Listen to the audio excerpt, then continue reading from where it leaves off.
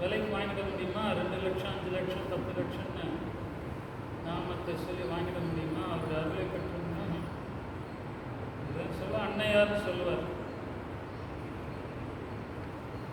குழந்தை மாதிரி இறைவன் யாரோ குடுன்னு கேட்டிருந்தாங்கல்ல, அங்கே யாரோ போயிட்டு வா. இந்த மாதிரி இறைவனுடைய அருள் எப்போ கிடைக்கும், யாருக்கு கிடைக்கும் சொல்ல முடியாது. இப்போ காத்திருக்க வேண்டும் என்று அருளுக்காக காத்திருக்க வேண்டும். ஆகவே இவ்வளோ செய்து பகவானை பெற்றுவிடலாம், அதனால அந்த எண்ணம் கிடையாது, இருக்காது. பகவான் ஸ்ரத்தையை பார்க்குறார். எந்த ஈடுபாடோடு ஐயோ செய்ய முடியலையே என்று நினைக்கிறானே அதுக்கே அவர் கை தட்டுவார். பரவாயில்ல, செய்ய முடியவில்லை என்று வருந்துகிறானே. ஸ்ரீராமகிருஷ்ணன் சொல்லுவார், உலகியல் மனிதன் இருக்காங்க, கவலையே கிடையாது. பகவானை குறித்து அவன் கவலையே படுறதில்லை. என்னமோ வேலி ரிப்பேர் பண்ணிட்டு இருக்கானா வீட்டில். என்னப்போ வேலி என்ன பண்ணுறது, டைம் இருக்குது, அது எப்படி டைம் நேரத்தை கடத்துறதுன்னு வேலி. அந்த மாதிரி அவர்களுக்கு எப்போ நேரத்தை கடத்த வேண்டும், அதுக்கு அது இதுன்னு எதோ செஞ்சுட்டு இருக்கிறது. அவர்களும் உலகியல் மனிதர்கள், மறந்தும் இறைவனை நினைக்கார்கள். ரெண்டாவது குரூப் என்ன? சாதகர்கள். இவருடைய பாடுதான் ரொம்ப பெரும்பாடு. போராட்டம் சென்ட்டில் போதுண்டாப்பான்னு, ஆனாலும் நம்மளால் விட முடியல. ஜப்யஜம் சொன்ன உடனே பேரை கொடுத்துட்றோம், நம்மை மீறி கொடுத்துட்றோம். ஏதோ ஒரு ஈர்ப்பு, அதுதான் பகவானுடைய அருள். அந்த ஸ்ரத்தையை அவர் நமக்கு கொடுத்துருக்கார், இல்லைன்னா வர முடியாது. எந்த சக்தி நம்ம இங்கே ஈர்க்கிறது நமக்கு தெரியல. அதுதான் பகவானுடைய உண்மையான அருள். அவர் இந்த மாதிரி ஒரு சாதனைக்கான ஒரு வாய்ப்பை அவர் ஏற்படுத்தி கொடுக்கிறார். இப்போ நாம் ஏற்கனவே சொன்னது மாதிரி தனியாக உட்காந்து நீங்கள் 2 லட்சம் பண்ணணும்னு சொல்லியிருந்தேன்னா நான் நினைக்கிறேன் யாரோ தனியாக அவங்க உட்காந்து 2 லட்சம் பண்ணிருக்க முடியாது, கஷ்டம்.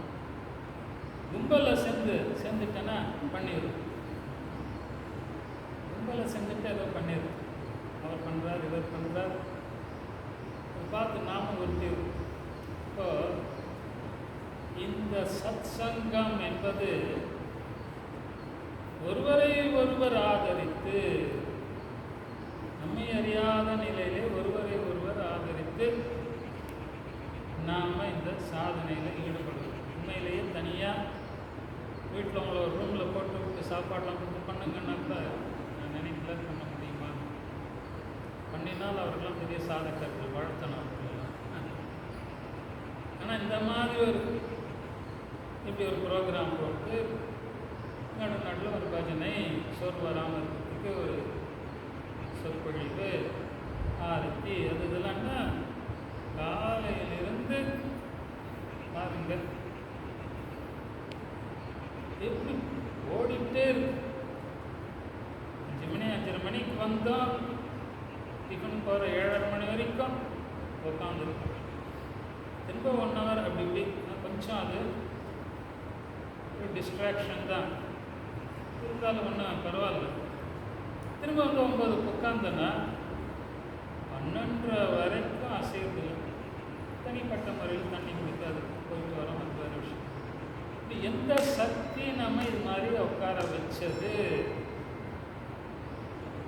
சாதாரண மனிதர்கள் பார்த்து ஆச்சரியப்படுவாங்க, இப்படி இந்த வயசான காலத்தில் அது எப்படி இவர்கள்லாம் உட்காந்து பண்ணுறாங்க, ஆச்சரியப்படுறாங்க. சில பேர்லாம் ஆச்சரியத்தோடு சொல்லுவாங்க, எப்படி பண்ணுறாங்க சாமி, இவ்வளோ நேரம் நிஜம் பண்ண முடியுது அவங்களால? அதெல்லாம் போய் கேள்வி பண்ணுறாங்க. எவ்வளோ குறைகள் இருக்கலாம், இருந்தாலும் செய்கிறோம். அப்படின்னா நமக்கு அந்த சக்தியை பகவான் கொடுக்குறார், கொடுத்து செய்ய வைக்கிறார். இத்தனை வருஷங்கள் தீட்சை வாங்கி எத்தனை வருஷம் உருண்டோடி போச்சு. இப்போ கொஞ்சம் கொஞ்சமாக தள்ளிட்டே போகிறார். எது வரைக்கும்? நமக்கு இதில் ஒரு சுவை ஏற்பட வேண்டும். நாமும் சொல்வதிலே உண்மையிலேயே ஒரு சுவை ஏற்பட வேண்டும். அது வரைக்கும் அவர் சுவை என்பது ஏற்பட்டு விட்டால் நாம் எங்கே இருந்தாலும் நாமத்தை சொல்லிக்கொண்டு தான் இருக்கும். பெரிய சாப்பாடு, இந்த சாப்பாடு இல்லைன்னா இது இருந்தால் போதும், அந்த மாதிரி ஒரு நிலை நமது மொழியில் சொல்லியிருக்கார். சுவை ஏற்பட வேண்டும். நாமத்தை சொல்ல வேண்டும், தியானம் பண்ண வேண்டும். ஏதோ உள்ளிருந்து ஒரு சக்தி நம்மை உந்துகிறது. அந்த ஒரு சுவை ஏற்படுற வரைக்கும் கூட்டு முயற்சி என்பது ரொம்ப ரொம்ப அவசியமானது, நன்மையை தருவது. அதுவும் சமீப காலமாகத்தான் இது நடக்கும். முன்னாடிலாம் எல்லா இடத்துலையும் அந்தர்யோக நிகழ்ச்சி நடக்கும். அது அதிகமாக சொற்பொழிவுகள் பகிர்ந்து தான். ஆனால் இது சாதனைக்கான ஒரு முகாம். பேச்சு குறைவு. பஜனை என்பது அந்த சோர்வை நீக்குவதற்கு. மியூசிக் கேட்டால் சோர்வு நீங்குகிறது. அதுவும் பகவானுடைய நாமங்கள் கேட்கும்போது நமக்கு மனசுக்கு இன்னும் புதுசாக ஒரு சக்தி வருகிறது. அதுக்காக நடுவில் ஒரு பஜனை. ஆகவே சாதனைக்கான ஒரு முகாம் சமீப காலமாக. அது அவருடைய மனதிலே பகவான் போய் சொல்லி இதை பண்ணுன்னு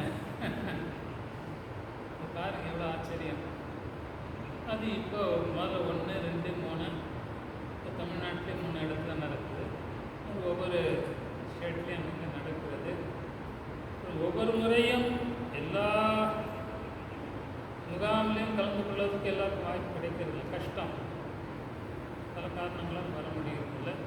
எது ஒரு முகாமில் கலந்து கொண்டாலும் அதனுடைய இம்ப்ரெஷன் இருக்க தாக்கம், அது நம்மை உலகில் சூழலிலிருந்து காக்க வேண்டும். எப்படி? ஒரு அம்மா எனக்கு சொன்னாங்க, இல்லை பெண்களுக்கு தான் போல இருக்குது, ஆண்கள் யாரும் சொல்கிறதில்லை. ஒரு அம்மா எனக்கு சொன்னாங்க, அது என்ன, வீட்டை விட்டு போகிறதுக்கு எனக்கு விருப்பம் இல்லை சுவாமி.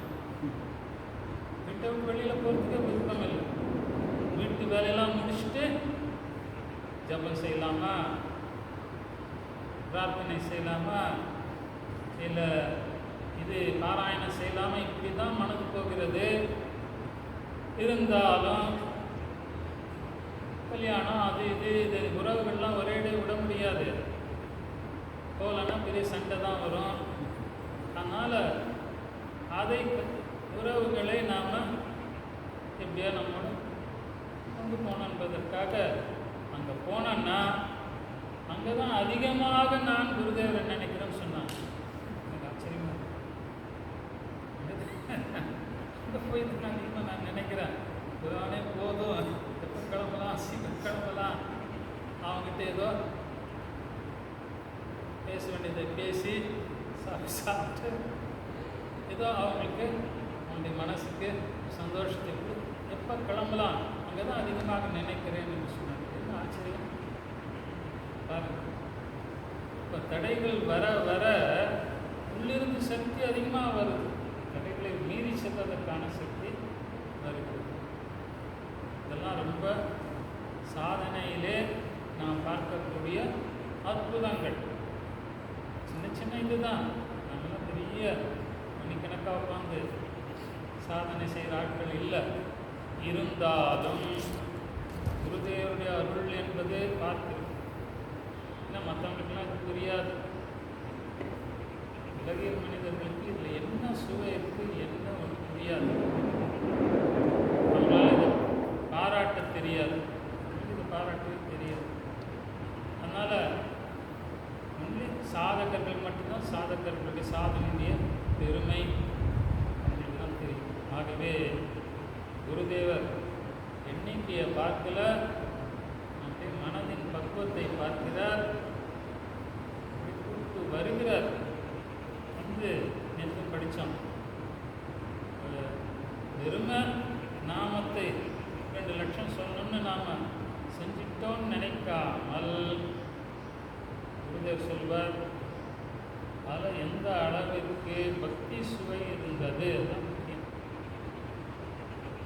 பகவானோடு இந்த மனதை இணைப்பது பக்தி தான். ஆகவே யாரோ சொல்கிறாங்க, முழுகின்றீங்களே, முழுக முடியலையே, காலில் காற்று கட்டி போட்டுருக்கு, உள்ளே போக முடியல, மேலே பிடிச்சி வச்சிருக்கேன்னு சொல்லுவார். பக்தி வரமாட்டேன். குருதேவ் சொல்ல, பிரார்த்தனை பண்ணு, பிரார்த்தனை பண்ணு. பகவான் கேட்கிறார், 100 தடவை சொல்வான். உண்மையாக மனதின் ஆழத்திற்கு பிரார்த்தனை செய்தால் அவர் கேட்பார்.